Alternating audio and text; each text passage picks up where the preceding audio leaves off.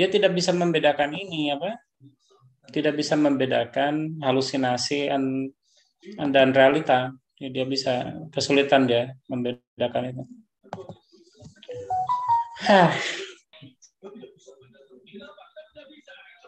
Saya sedih lihat film ini. Apa namanya? Orang pintar itu bisa berakhir buruk kalau tidak berada di lingkungan yang sehat. Jadi lingkungan yang sehat itu jarang sekali ada. Saya berdoalah supaya semoga kalian semua kalau bekerja nanti dapat lingkungan yang sehat. Amin. Amin. Ini mukanya pada kemana ini? Mana lihat mukanya? Saya udah lama lupa nih wajahnya. Hafifah itu yang mana ya? Hafifah kamu yang mana? Saya lupa kamu yang mana. Nah kan susahnya kalau kuliah online tuh gini, kalau kuliah apa di dalam kelas kan saya suka ingat, oh dia yang sering duduk di situ, dia yang sering duduk di belakang, dia yang suka ngobrol gitu. Kalau ini kan susah saya. Saya ingatnya ini aja, Fatur yang suka pakai kopiah itu. Mana kopiahnya? Fatur pakai dong, biar dapat nilai A dari saya. Oh iya Pak, saya pakai ya. Oh iya beneran bawa kopiah dulu. Ayo pakai. Bener gitu. Keren. Biar kelihatan ininya. Saya ini apa namanya, bosan juga di sini. Lapar lagi pula ini, kalau beli makan kemana ya? Di Timo. Iya. Kan saya pindah kosan ke sini. Ini kosan saya, biar bisa ngelihat kosan saya. Nih, kosan saya yang baru. Dekat nih, Pak. Udah sama saya, Pak. Bisa, Pak. Tuh, kalau bosen yang dilihat cuma itu doang. Udah. Masalahnya jadi bosen terus kalau tiap hari gini. Kalau di sini kan saya nggak ada siapa-siapa. Cari makan keluar, Pak. Ya, Pak. Ada yang di Jogja nggak mau nemenin? Siapa yang di Jogja? Saya di Sapen, Pak. Siapa di Sapen? Ahyar, Pak, Ahyar. Kok di Sapen? Kos gitu? Iya, Pak, kos. Oh, kenapa kos nggak pulang? Nanti banyak penyakit itu di Sapen itu, banyak yang COVID. Kan dibatasi, Pak, nggak boleh, Pak. Apalagi yang gemuk itu mudah sekali tuh terkena COVID tuh. Kalau yang kurus enggak. Makanya Fatur kan sehat-sehat aja loh, karena kurus. Fatur kurus nggak? Saya nggak tahu. Kalau di sini kan kadang-kadang wajah menipu. Pi baru bangun, Pi? Kurus kok, Pak. Alhamdulillah. Enggak, Pak. Pi? Buka puasa dulu, Pak, tadi. Alhamdulillah. Aduh, anak soleh. Allah. Hebat sekali. Bisa gitu gimana caranya tuh? Pi, apa rahasianya, Pi? Biar jadi soleh kayak kamu, Pi. Enggak, Pak. Kan lagi Syawal aja, Pak. Ajang diet juga, Pak. Kamu kemarin batal berapa kali, mens? Enggak ada, Pak. Enggak batal. Oh, kirain lagi bayar kemarin menstruasi Enggak, juga Pak. ya? Syawal aja. Siapa tahu apa namanya? Pagi dan siang beda namanya. Ini siapa lagi orang-orang yang mau gelap-gelapan ini? Perasaan di saya kamarnya gelap, masih bisa terang. Filiana ngapain gelap-gelapan? Febrian, saya nggak bisa lihat mukanya. Salwa ini foto apa? Oh enggak, itu bergerak. Mana lagi? Tias kenapa burem? Kamera laptopnya Pak udah jelek. Oh, beli dong. Bilangin ke orang tuanya. Ini di rumah apa di kosan? Di rumah, Pak. Bilangin. Mana orang tuanya bilang? Nanti saya ngomong. Suruh beliin laptop baru. Siapa lagi yang gelap-gelapan? Irsyad kenapa dimatiin ini? Maaf Pak, ini masjidnya lama lagi dipakai buat sholat gerhana. Oh, kamu kenapa nggak sholat gerhana? Ada kelas Pak. Tapi ada yang ini kok Pak, ada yang udah ada yang ceramah kok tadi. Wah, kamu nggak soleh tuh. Lutfi tuh soleh tuh. Sholat gerhananya dia duluan tadi. Iya, Pak. Oh Mataharinya iya bener ya. Sekarang itu ya apa? Eh, Bloody Moon. Apa, bulan berdarah ya malam ini. Mataharinya katanya merah. Tuh yang punya pacar tuh sesudah sholat gerhana harus keluar tuh di foto-foto karena bulannya indah berwarna merah. Kalau yang jomblo naik ke lantai tertinggi Feby terus loncat.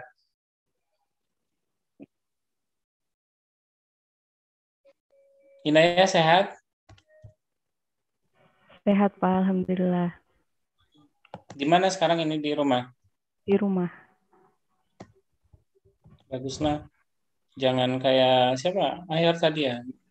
Di kampus aja. Jangan di kampus aja. Ahyar mau jadi profesor ya? Di kampus melulu. disuruh orang tua jadi profesor, Pak. Otaknya nggak tahu. Amin. Ini apa namanya?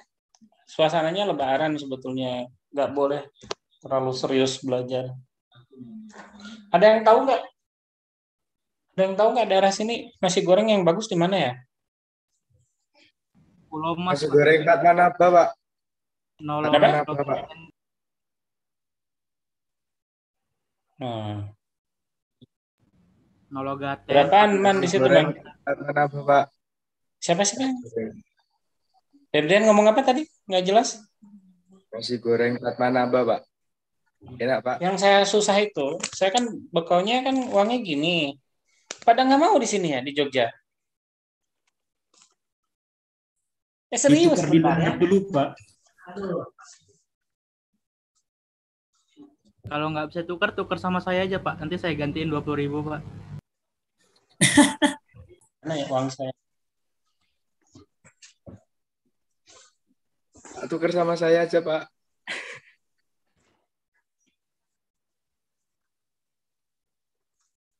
Aneh.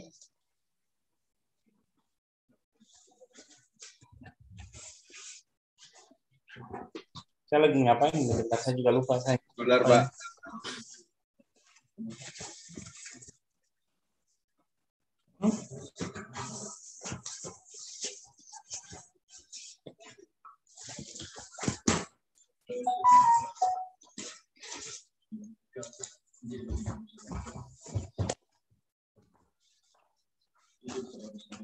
Lah, saya nyimpen uang di mana ya lupa lagi.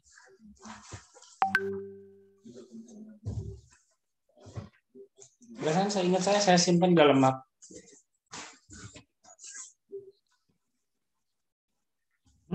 Banyak soalnya. Ya, Pak, buka jasa penukaran ini, Pak. Diambil Febri, Pak. Oh ini ternyata ada. Di Jogja katanya nggak laku ini. Makanya kalau ada yang kesini saya bagi-bagi nih, Inaya satu gitu. Juga, Pak. Ya, alamat Pak OTW ini, Pak.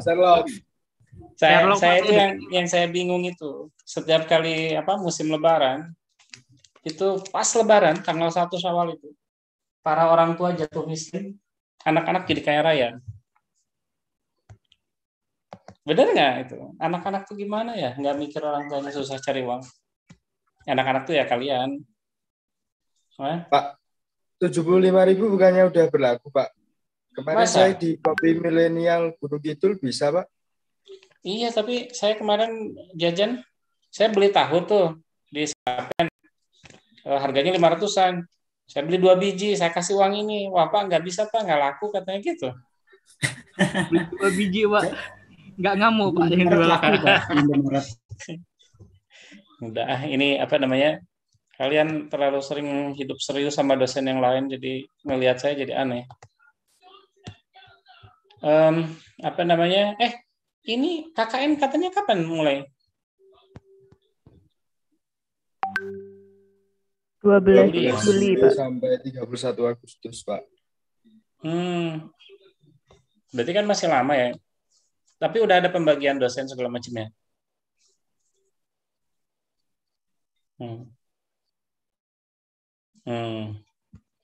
Apa ada itu lagi ya, Pak? Terus gimana bentuk KKN-nya nanti?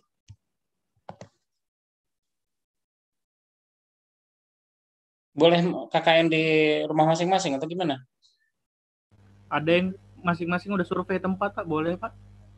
Maksud saya gini, misalkan yang rumahnya di pedalaman itu siapa? Eni atau Ina ya?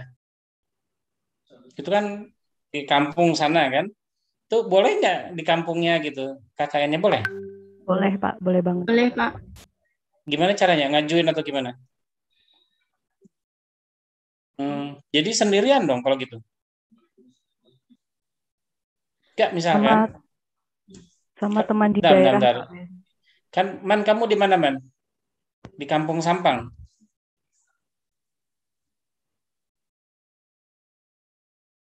Loh, berarti kamu nanti ke sini dong, Juli.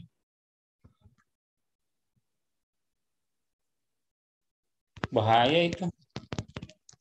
Saya nggak setuju sebetulnya mahasiswa aktivitas dulu tuh. Saya lebih senang mahasiswa tinggal di rumah dulu lah. Jangan kumpul-kumpul. Sekarang bayangin gini, Man. Kamu sekarang ada di mana, Man? Terus nanti syarat KKN apa?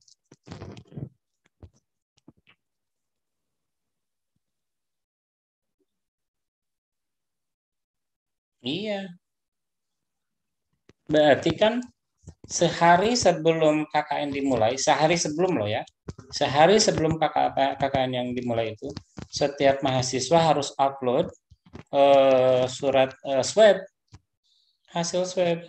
Kalau nggak gitu, kan bahaya. Misalnya gini, Man, kamu dari Sampang dalam keadaan sehat, di perjalanan ketemu orang, itu siapa yang jamin itu ketemu orangnya apa namanya sehat walafiat itu? Kan susah kan? Saya masih ragu. Makanya nanti kalau bisa, kalau misalkan ada vaksinasi mandiri, bayar ya vaksinasi mandiri itu berapa ya? 800 atau berapa? Di Kimia Farma kalau nggak salah. Kalau nunggu pemerintah kan waktunya masih lama. Sekarang kan baru usia 50 tahun. Nanti bergeser ke 40 tahun, 30 tahun, 20 tahun masih lama. Makanya cepet-cepet tua biar segala sesuatu diurus. Bukannya mahasiswa dapat jadwal Juni, Pak? Ya harusnya pelajar dan mahasiswa itu didulukan. Cuman saya kok agak ragu ini. Ya semoga cepat beres lah. Oke, hari ini kita bicara tentang konsepnya begini. Konsep awalnya itu. Kita orang keuangan yang kita pelajari kan persoalan murni melulu persoalan untung dan rugi. Ya, jadi tugas kita itu memastikan apakah perusahaan itu untung atau rugi. Nah, kemudian timbul konsep apa itu untung itu, apa itu rugi. Biar kemudian kita menjadi paham.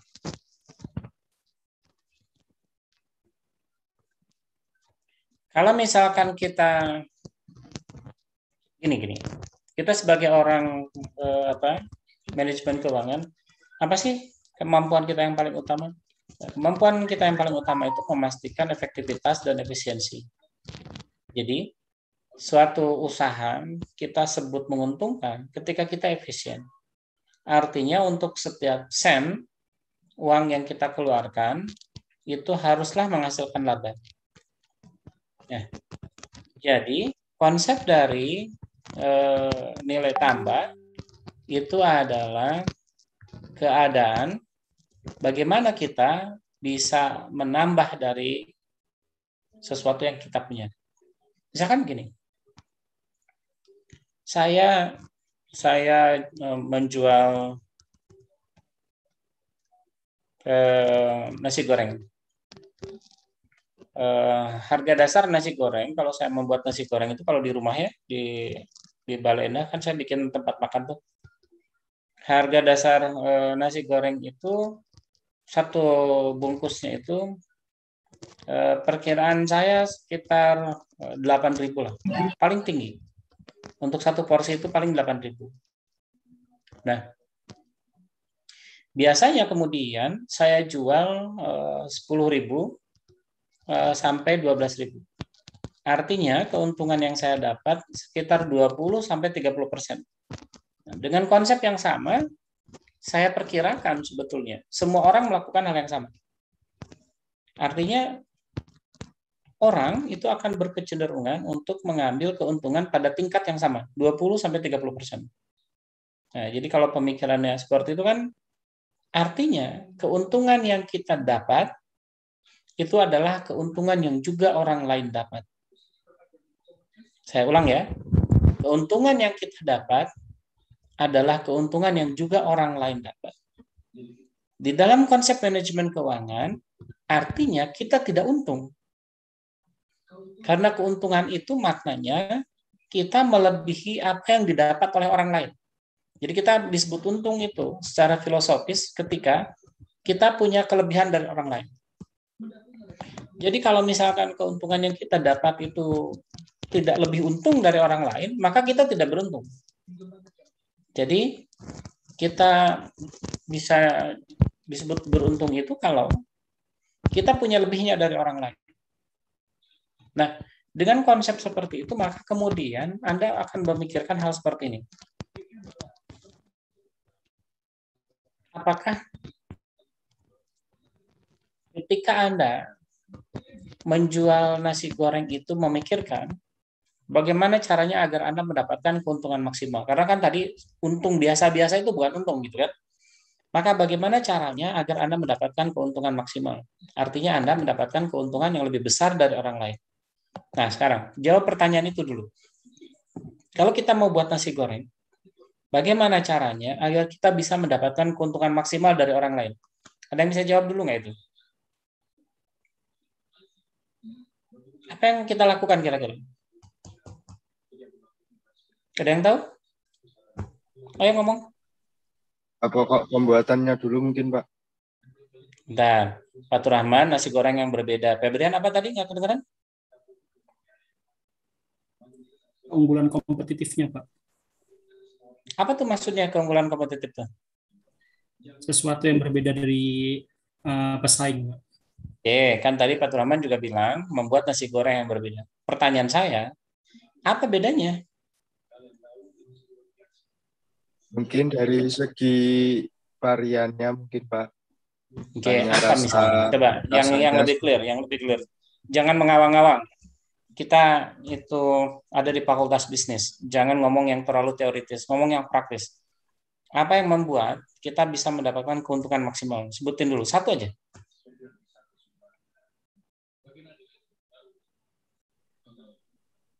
cari bahan dengan berbeda.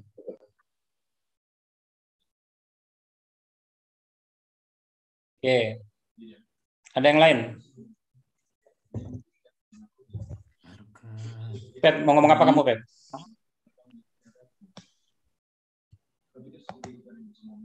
Sudah diwakilkan, Pak, tadi, Pak, mengenai Oke. Ada yang lain lagi? Memberikan inovasi, Pak, mungkin. Gimana Nafia? Inovasinya gimana? Seperti yang dikatain Mas Arman tadi, mungkin kalau misal nasi goreng biasa tuh cuma pakai ayam, mungkin kita bisa memberi keju atau gimana gitu, Pak, buat toppingnya. Maksud saya begini. Kan biar beda sama yang lain. Kalau misalkan kita menambah sesuatu, berarti modalnya ditambah dong. Betul nggak?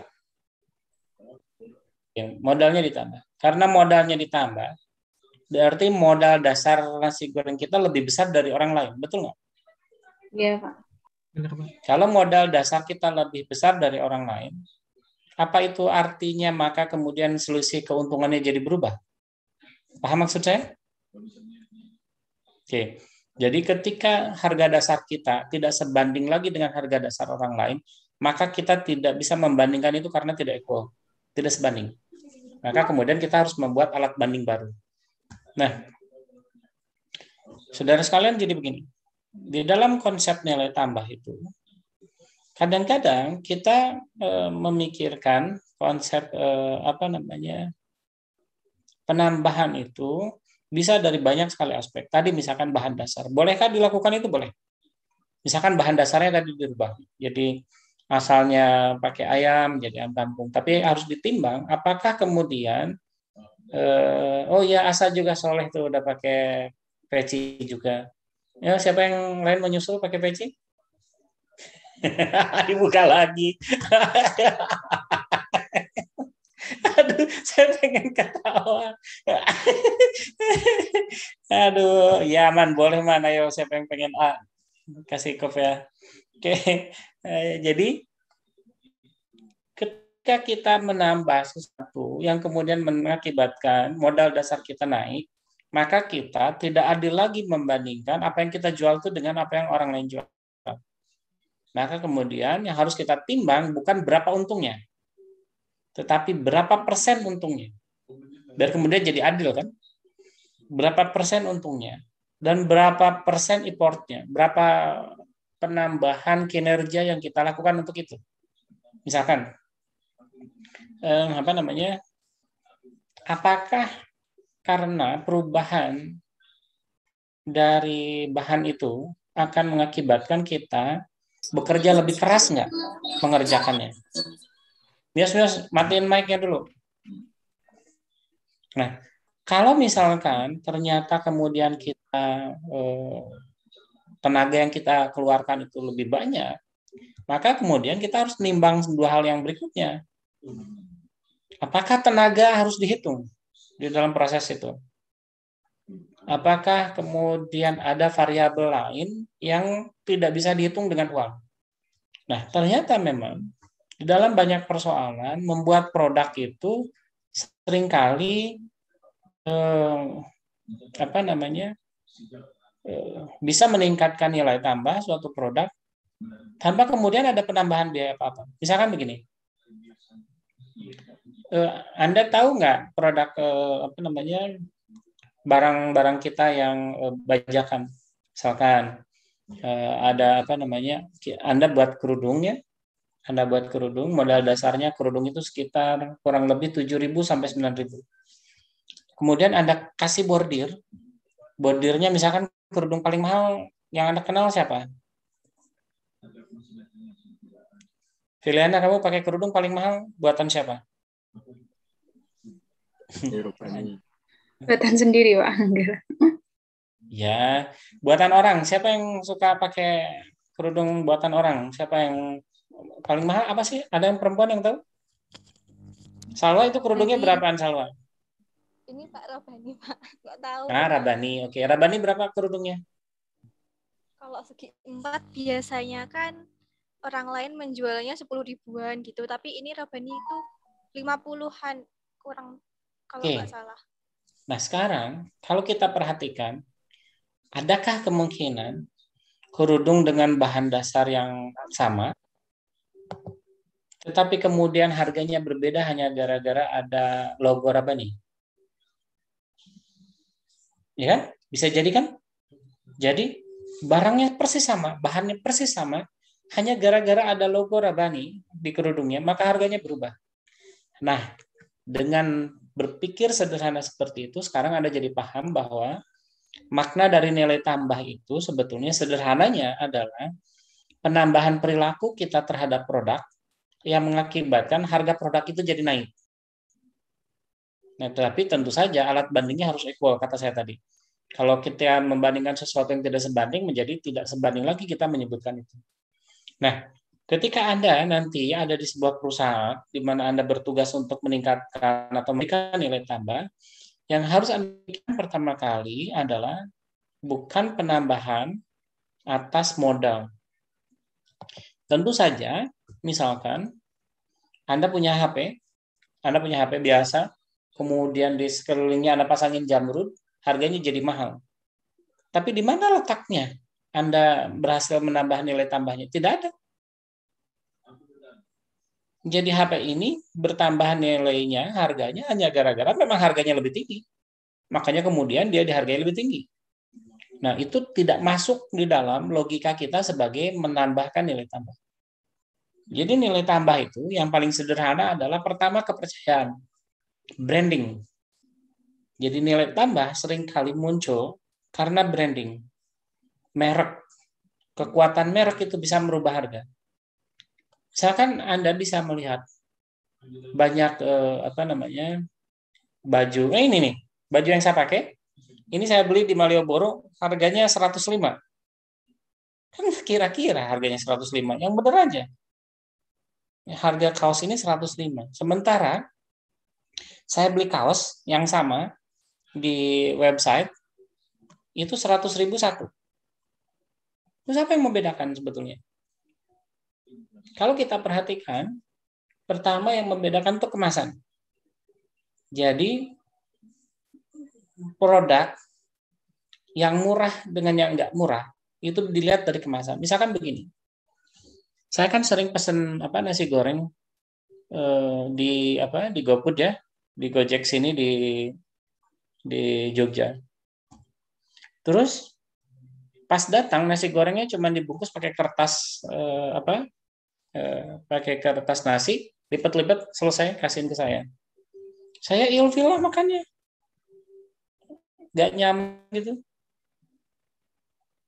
Beda misalkan dikasih styrofoam, dikasih bungkus plastik yang kelihatan kemudian membuat kita merasa lebih nyaman makannya. Nah, di dalam banyak hal sebetulnya merubah produk itu kadang menjadi tidak sederhana.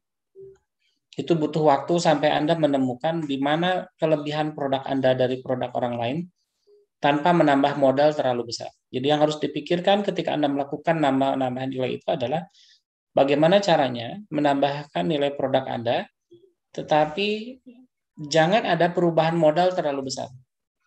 Jadi itu yang Anda harus pikirkan. Karena kalau misalnya Anda ingin mengacu pada produk Anda itu persoalan brand semata-mata, agak sulit. Karena kepercayaan itu dibangun bertahun-tahun. Saya pernah bercerita pada Anda bahwa ada kemungkinan kita memberikan harga dengan harga yang kita anggap harga wajar. Misalkan begini, saya dulu pernah cerita itu, saya aneh sama satu produk kerudung, harganya tinggi sekali. Gitu. Ketika saya tanya, kenapa harganya mahal? Ya karena saya ingin aja, katanya. Dia karena ingin aja ngasih segitu harganya. Nah, kemudian yang dia lakukan pertama adalah dia tidak pernah membeli bahan baku yang semata-mata asal murah diambil, enggak. Dia relatif membeli bahan baku yang tidak dimiliki oleh orang lain. Harganya mungkin sama. Kemudian dia pasang harga tinggi. Plok, misalkan kerudungnya 100.000 gitu.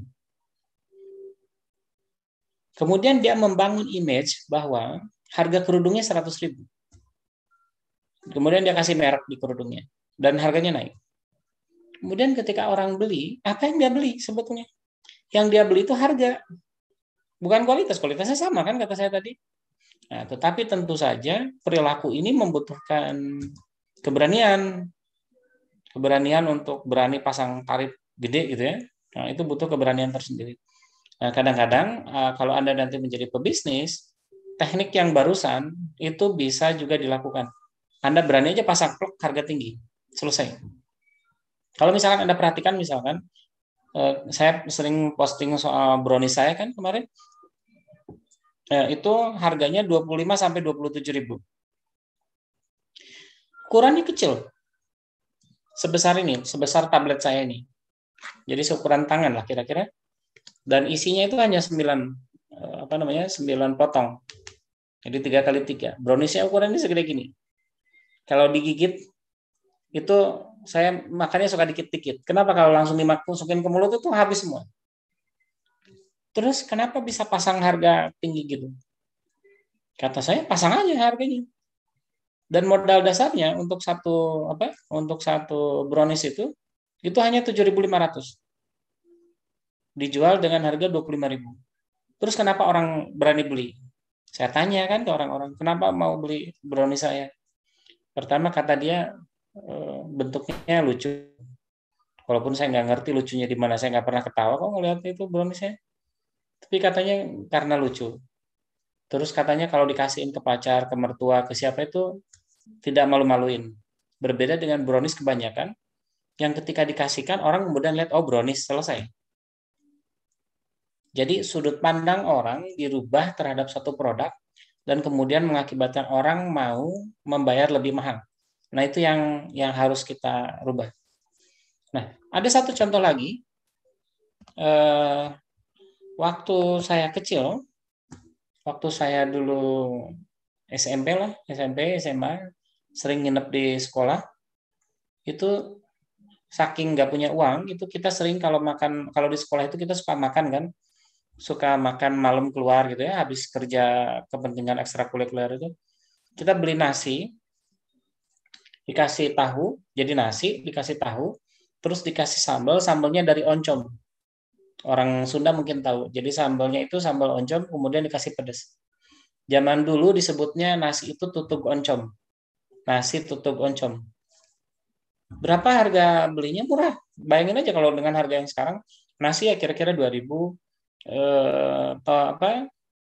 tahu ya kira-kira 500, sambalnya kira-kira 500. Berarti total sekitar modal dasarnya 3.000, 4.000. Tapi coba deh Anda sekarang datang ke Bandung, cari restoran yang jual tutug oncom. Nah, TO disebutnya TO. TO itu singkatan dari tutug oncom. Satu porsinya rata-rata 35 sampai 40.000. Padahal cuman tambahannya dikasih dikit-dikit perubahan. Apa yang dibeli orang sebetulnya? Pertanyaannya kemudian saya sering tanya pada orang-orang itu. Kenapa mau beli nasi tutug oncom yang harganya kalau kita masak sendiri nggak nyampe 5.000, kok kita mau bayar mahal hanya tutug oncomnya aja bisa 25.000. Belum dikasih topping apa-apa. Ternyata saya tanya-tanya, katanya yang dibeli kenangan. Jadi ternyata yang masa kecilnya kayak saya, dulu pernah beli nasi tutug oncom, karena kita nggak mampu beli yang mahal, dan KFC juga belum ada waktu itu. Nah, itu ternyata jadi kenangan. Oh, dulu itu kita waktu kecil pernah beli ini, pernah beli itu. Misalnya begini juga. Tahu nggak orang Jogja suka makan gaplek? Tahu gaplek nggak? Man, tahu gaplek, Man? Ya, Pak. Tahu tiwul? Ya, Pak. Oke. Ya, pertanyaannya, kenapa kalau kita beli sekarang mahal sekali? Padahal dulu itu lambang kemiskinan. Karena orang Jogja, susah, Pak. karena orang Jogja yang dulu asalnya miskin, sekarang jadi punya uang. Karena kuliah di UGM, karena kuliah di UNY, kuliah di UIN, kemudian dia bekerja dan punya uang.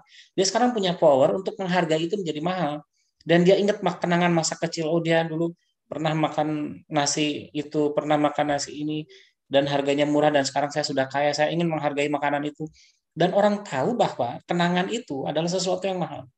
Dan orang beli. Nah, konsep menemukan nilai tambah seperti ini, itu membutuhkan kreativitas. Bukan semata-mata karena bahannya mahal, enggak. Kalau itu enggak kreatif menurut saya, itu biasa-biasa aja. Jadi, kita punya kesimpulan sekarang bahwa yang paling penting di dalam mendapatkan nilai tambah itu bukan persoalan perubahan bahan dasar, tetapi kreativitas kita bagaimana merubah sudut pandang orang agar mau membeli sesuatu dengan harga lebih mahal. Jadi, cita rasa orang yang kemudian kita cari. Nah, jadi nilai filosofis paling penting dari nilai tambah adalah bukan semata-mata persoalan tambahan terhadap harga perolehan. Jadi, harga perolehan kita membuat nasi goreng tadi itu kan 8.000. Kita jual 13.000.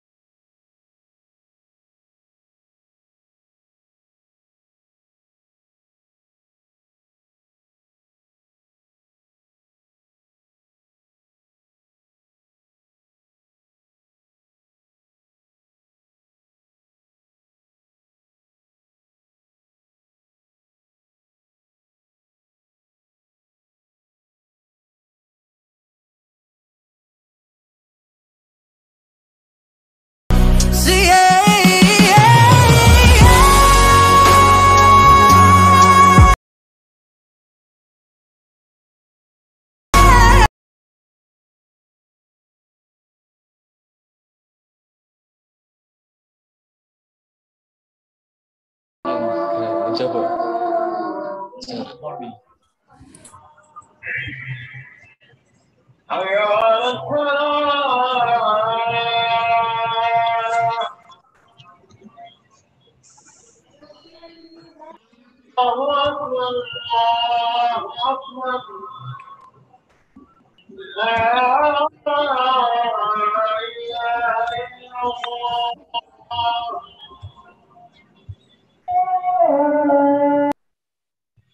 Nah, baik kita teruskan. Tanya, Jadi kalau kenapa? Jadi kalau misalkan pertimbangannya seperti tadi, maka kita harus mempertimbangkan banyak hal agar produk yang kita jual itu memiliki nilai tambah. Nah, saya sudah membuat rangkuman mengenai pemahaman nilai tambah jika kita melihat dari persoalan yang kita hitung tadi. Jadi sumber nilai tambah kalau begitu bukan persoalan perubahan selisih dari harga perolehan, tetapi nilai tambah yang baik itu sebetulnya bisa kita rencanakan, kita hitung kalau kita melihat pada seluruh proses tahapan produksi. Dengan kata lain, kita bisa membuat nilai tambah itu dari semua tahapan tuh.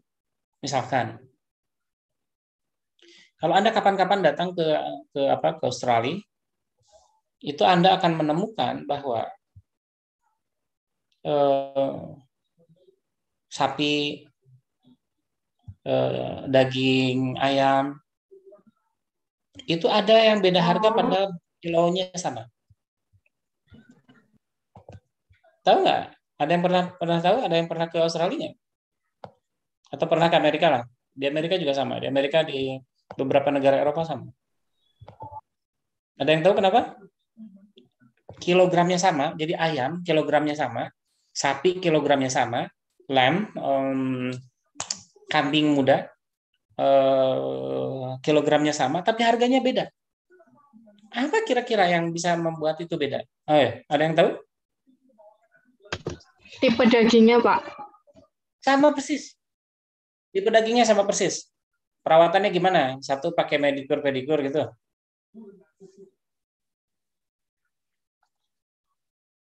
Sama persis. Ayo. Apa yang membedakan? Layanannya. Brandnya, Pak, brand. Brandnya sama. Dipotong sama nggak dipotong, Pak. Nah, itu dia. Siapa yang jawab barusan? Sylvia? Ayah. Oke, Sylvia. Ternyata yang membedakannya, yang satu pakai gilotin, yang satu pakai pisau. Ngerti nggak maksudnya? Ada yang paham? Jadi di beberapa negara tertentu, apalagi Cina ya, Cina lebih parah lagi. Kalau motong ayam, kalau di kita apa? Potong, pakai bismillah, kemudian dibiarkan sampai dia mati, kemudian sesudah dia mati baru dimasukin ke air panas, dicopotin bulunya. Di Cina enggak, letuk gitu, kepalanya dipukul, udah gitu dilempar ke dalam panci, selesai. Nah, ternyata kemudian orang-orang bule itu memahami bahwa perilaku orang Muslim itu dianggap lebih beradab. Jadi orang Muslim yang memotong hewan itu dengan bismillah, dengan segala macam, ada aturan segala macam, rigid, itu dianggap kemudian menjadi lebih manusiawi. Jadi lebih baik perlakuan kita terhadap hewan. Jadi akhirnya yang membedakan harganya hanya logo halal. Ngerti nggak? Ayam yang ada logo halalnya, sapi yang ada logo halalnya, itu lebih mahal daripada sapi ayam yang nggak pakai logo halal. Kan nggak logis di kepala kita. Apa alasannya? Di mana logikanya gitu? Ayamnya sama, sekian kilonya sama. Di Indonesia nggak ada itu. Coba Anda pernah lihat daging ayam terus digantungin di lehernya itu, digantungin halal, nggak ada kan? Karena kita nggak perhatian terhadap itu. Ternyata binatang yang pakai gilotin. Jadi kalau di Eropa itu biasanya sapi itu pakai gilotin. Jadi kepalanya itu dimasukin ke dalam lubang, terus nanti pisaunya meluncur dari atas, cek gitu. Itu dulu alat untuk membunuh orang ketika dihukum mati. Jadi sapi itu plek gitu, cering, kepalanya lepas dari badannya. Itu ternyata itu dianggap berlebihan gitu. Nah, dianggap orang Muslim kemudian itu lebih beradab. Misalkan klausul halal itu untuk lingkungan Australia, New Zealand itu beradab juga persoalan Muslim itu relatif lebih menghargai hewan ternaknya. Kalau Anda perhatikan hewan ternak babi itu dipeliharanya gimana caranya? Itu kandangnya sempit, kemudian dia dikasih makan segala macam itu pakai selang, dan kemudian dia besar kemudian dipotong. Lihat kalau orang Muslim gimana? Enggak. Walaupun orang Muslim sih enggak babi ya. Orang Muslim itu sapi itu dibebasin terbuka. Nah, jadi persoalan sederhana itu ternyata Anwar kenapa? Anwar? Ngacungin tangan kenapa? Udah. Budget, oke. Nah, jadi ternyata sekarang kita jadi paham juga.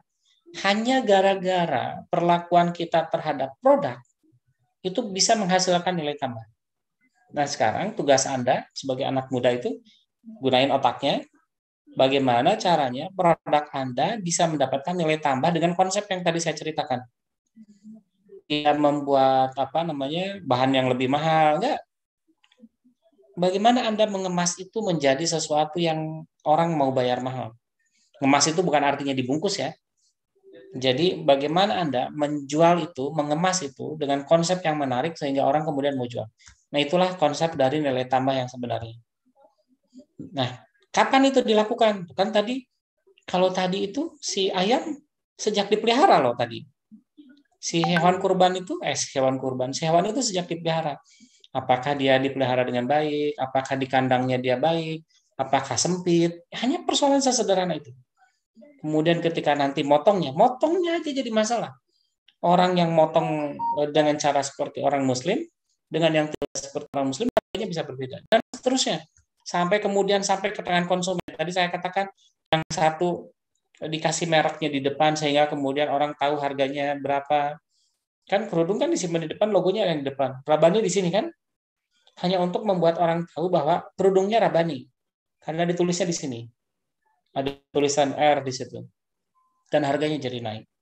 Nah, itu yang kemudian harus dipikirkan oleh kita, A to Z tadi.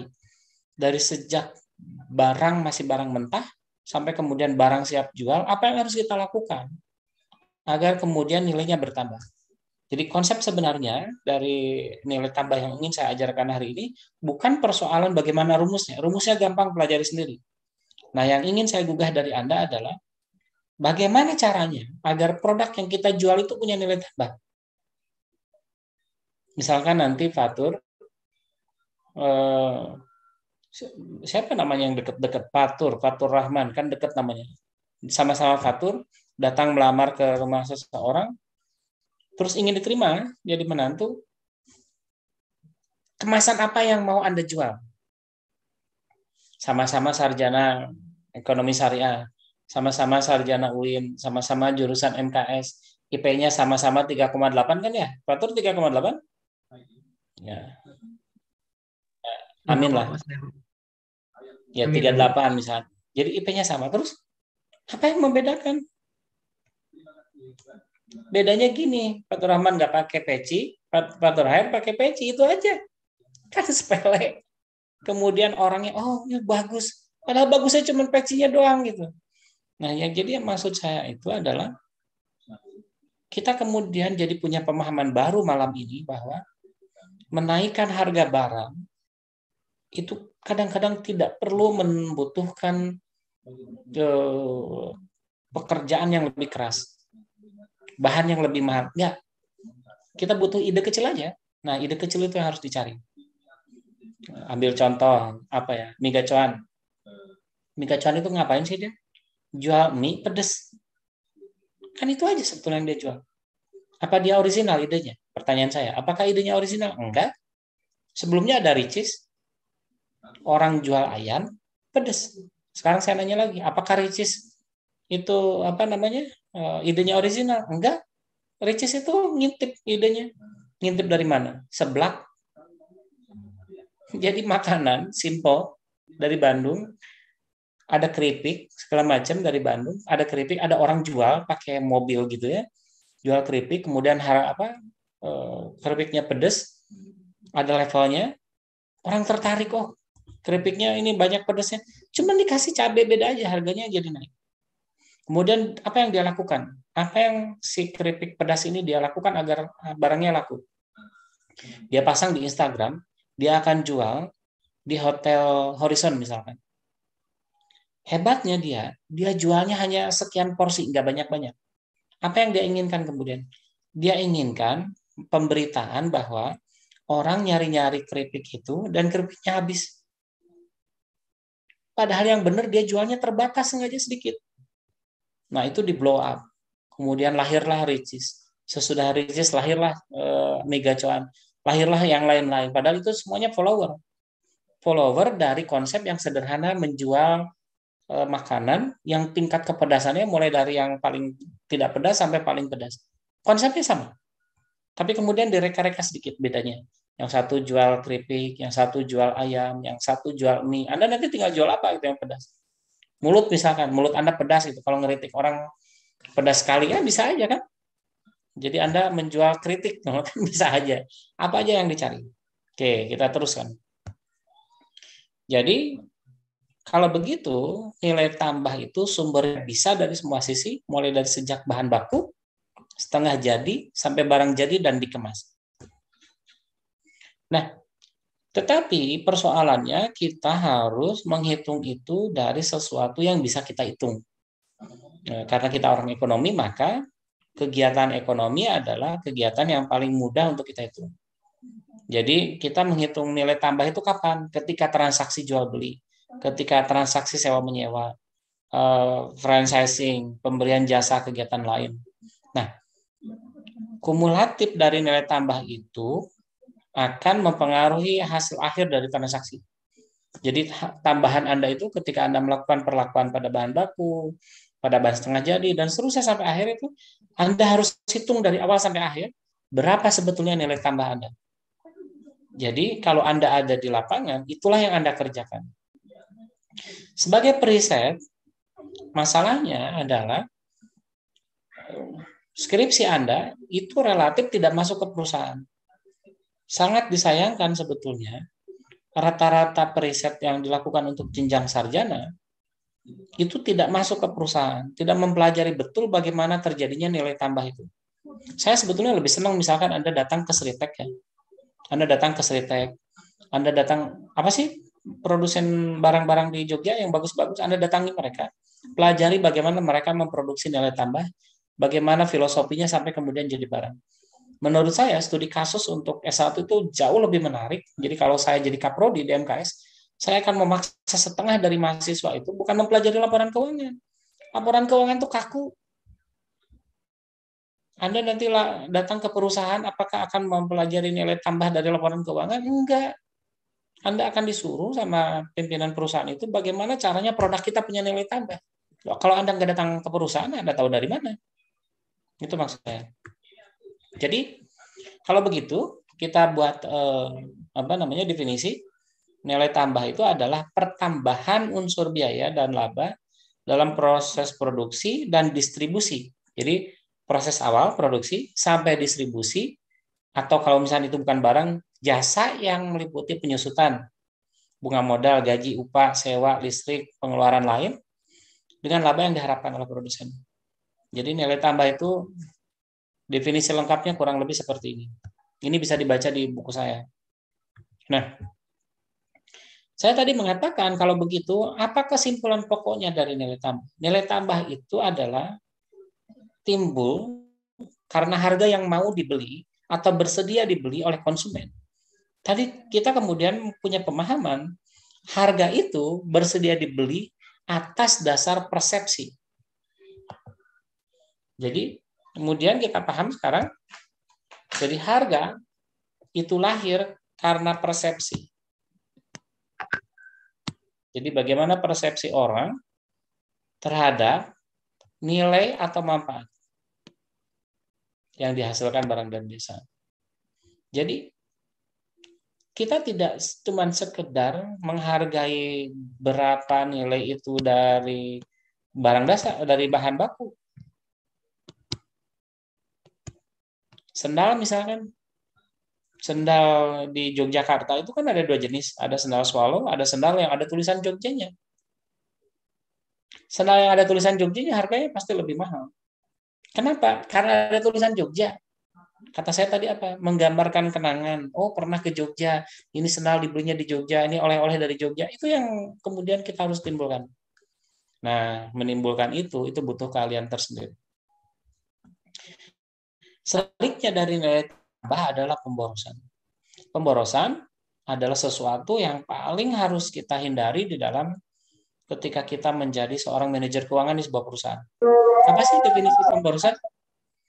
Definisi pemborosan sederhananya adalah aktivitas apapun atau setiap aktivitas yang dilakukan dalam prosesnya ulang tadi. Dari setiap proses produksi sampai dengan proses distribusi yang tidak menghasilkan nilai tambah. Jadi kalau Anda jadi manajer keuangan, bagaimana cara Anda melakukan evaluasi kinerja keuangan? Caranya adalah cek mulai dari produksi sampai distribusi, adakah tindakan di dalam flowchart? Misalkan kan ada flowchart begini. Start product. Finish. Dari sini sampai sini, itu kan produksi itu kan ada bercabang-cabang tuh. Melakukan ini, melakukan itu, sampai kemudian akhirnya ke sini. Jadi Anda ketika memproduksi sesuatu, mulai dari bahan baku sampai ke tangan konsumen, kan ada langkah-langkah tuh. Nah, ketika Anda mengatakan sesuatu boros atau tidak, pertanyaan adalah gini. Ketika langkah ini tidak dilakukan, rugi nggak perusahaan? Atau ketika langkah ini mau ditambahkan, misalkan ini ada langkah-langkah ke A. Jadi dalam memproduksi ayam tadi, ayamnya dipotong pakai bismillah. Yang satu nggak pakai bismillah. Pertanyaannya, apakah dengan pakai bismillah kemudian harga dasar naik? Enggak lah. Masa cuma ngomong bismillah aja harganya jadi naik? Enggak kan? Jadi modal yang diperlukan untuk mengucapkan bismillah itu tidak menimbulkan harga bahan baku naik. Maka dengan melakukan itu, dengan mengatakan bismillah itu, nilai tambah naik. Maka tindakan A itu dikerjakan. Evaluasinya gitu. Jadi dalam melakukan evaluasi produksi dan distribusi, Anda harus cek dari awal sampai akhir. Jadi kalau Anda nanti datang ke perusahaan, ingin mengetahui apakah terjadi pemborosan atau enggak, caranya gitu. Buat flowchart, diagram alur dari barang dari awal sampai akhir itu, kemudian cek satu-satu. Ketika ini dilakukan, apakah menimbulkan biaya baru atau tidak? Dan ketika ini dilakukan, apakah menghasilkan harga yang menjadi lebih naik atau tidak? Setiap hal yang kita lakukan, dan kemudian apalagi itu membutuhkan modal, baik itu waktu, uang, effort, dan lain sebagainya, ternyata itu tidak menghasilkan nilai tambah, maka itu disebut sebagai pemborosan. Pemborosan inilah yang kita keluarkan dalam proses produksi dan distribusi. Ini yang Anda harus pelajari di dalam memahami nilai tambah. Kalau Anda hanya sekedar menghitung nilai tambah sesuai dengan rumus-rumus, itu orang akuntansi sudah mengerjakan. Kita, orang keuangan, ngerjain apa kalau gitu? Ini cari yang kayak gini. Apakah terjadi pemborosan ataukah terjadi nilai tambah?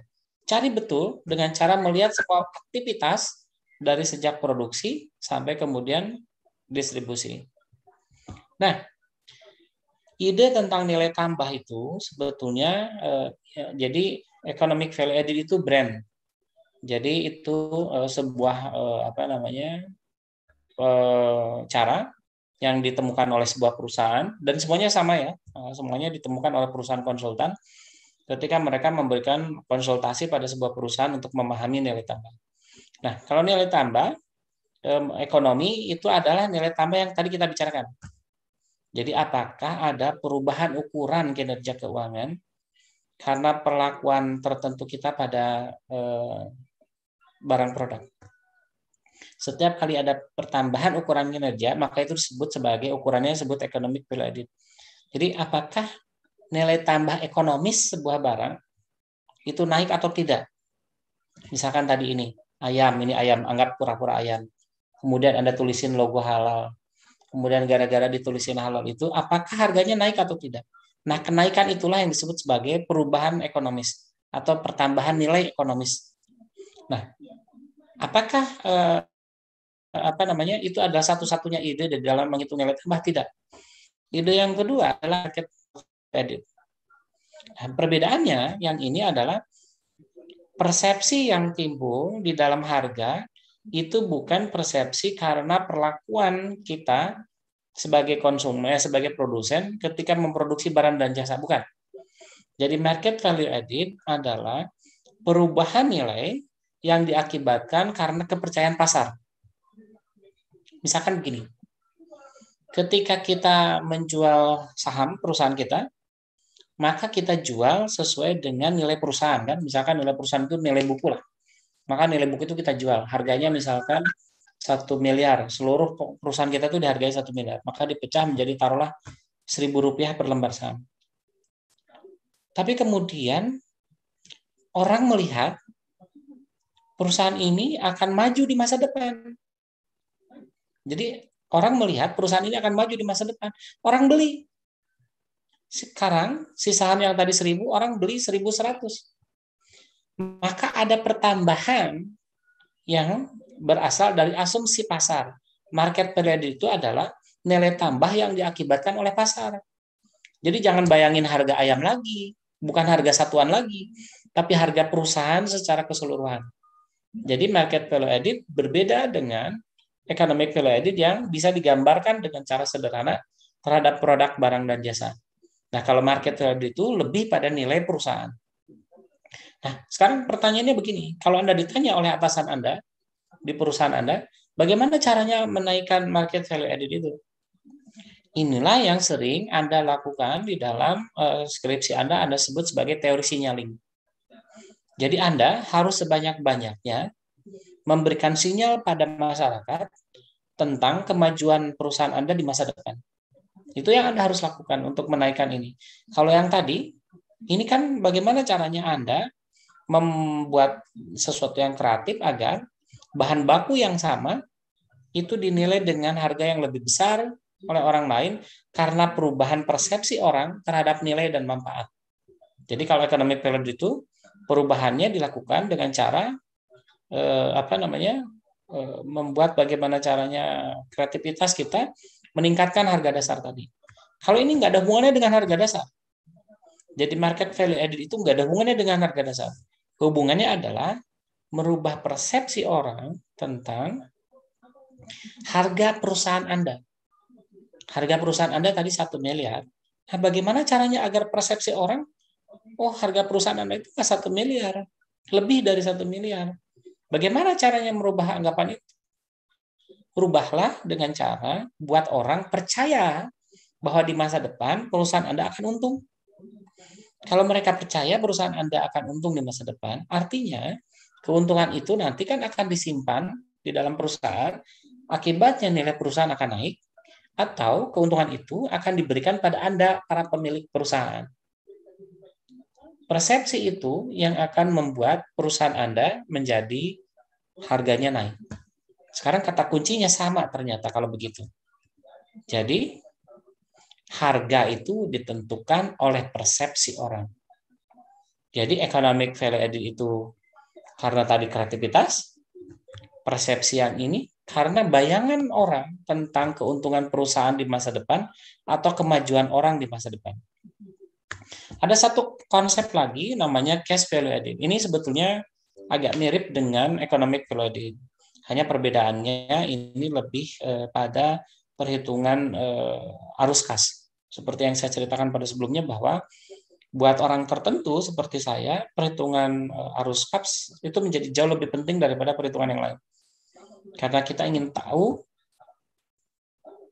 apa yang mengakibatkan perubahan keuntungan di dalam perusahaan kita. Misalkan tadi, Kalau di dalam cash flow audit kan dipertimbangkan betul itu. Apakah mungkin misalkan perubahan harga itu ya kemudian mengakibatkan nilai tambah itu Anda memiliki pemahaman yang lebih baik terhadap harga. Oh, ini perusahaan ini tahan banting terhadap depresiasi, apresiasi dan seterusnya. Jadi investor itu harus memahami betul berapa arus kas yang berubah yang timbul untuk setiap kali Anda melakukan aktivitas tertentu. Nah, cash flow audit itu bedanya begitu. Tetapi secara konsep perhitungan sebetulnya itu mirip dengan economic value added walaupun rumusnya agak berbeda. Nah, saudara sekalian,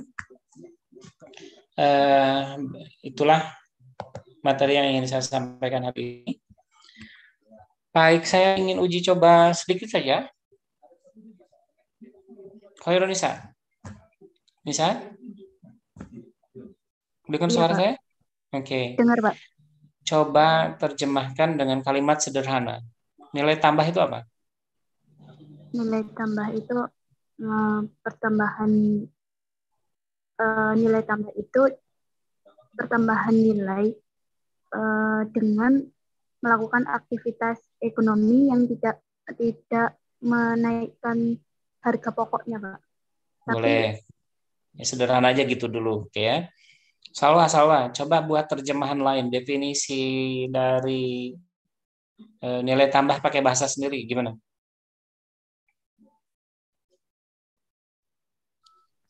Nilai tambah itu sesuatu yang dapat kita lakukan yang akan menghasilkan nilai tambah dari proses produksi sampai proses distribusi. Nah, nilai tambah itu adalah nilai tambah. Jadi dalam definisi nilai tambah ada kata nilai tambah lagi. Berarti salah dong, Salwa. Kalau definisi itu tidak boleh mengulang kata yang didefinisikan. Oke, kita ganti dulu ya. Eva, nilai tambah itu apa? Pakai bahasa sendiri. Nilai tambah itu adalah pertambahan biaya dari dalam proses produksi sampai distribusi. Oke, yang laki-laki sekarang. Torik bisa dengar suara saya? Pak, bisa. Oke, nilai tambah pakai bahasa sendiri. Apa artinya?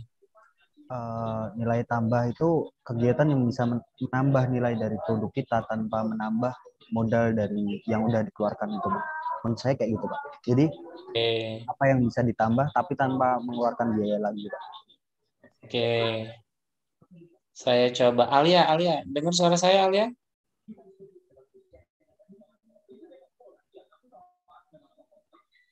Alia,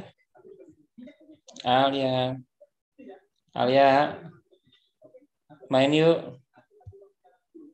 Mana Alia ini? Malah hilang ya? Oh, nggak ada. Iya nih. Yan bisa dengar suara saya? Alia kayaknya ketiduran ini. Yan ketiduran juga, Yan? Enggak, Pak. Oke, Yan gimana, Yan? Nilai tambah pakai bahasa sendiri. Nilai tambah itu keadaan bagaimana kita menambah dari sesuatu yang kita punya, Pak. Nah, hampir nih. Tapi masih salah. Meliana. Saya pengen ada seorang yang ngomong lebih benar. Meliana? Ya, Pak. Oke, nilai tambah itu apa? Nilai tambah itu tambahan atau kelebihan terhadap harga perolehan. Itu dulu deh. Jadi, nilai tambah itu keuntungan atau perbedaan atau kelebihan, apapun istilah yang Anda gunakan. Jadi, nilai tambah itu bukan kegiatannya. Ngerti ya? Anda yang tadi, pembicara pertama, kedua, ketiga itu, seakan-akan mengatakan nilai tambah itu kegiatannya. Bukan. Nilai tambah itu penambahannya, keuntungannya.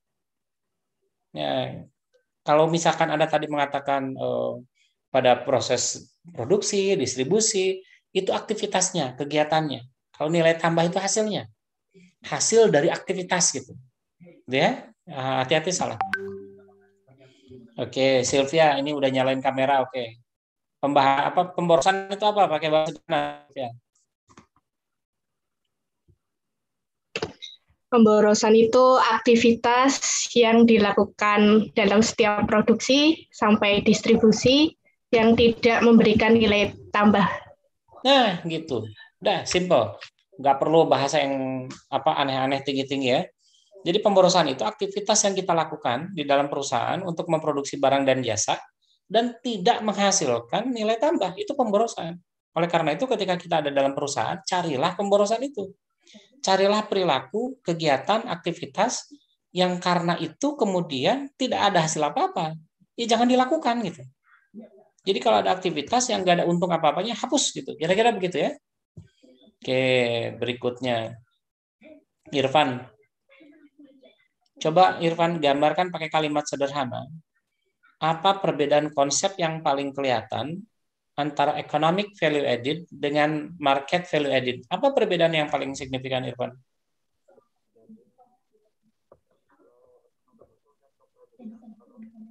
Irfan, suaranya nggak kedengaran?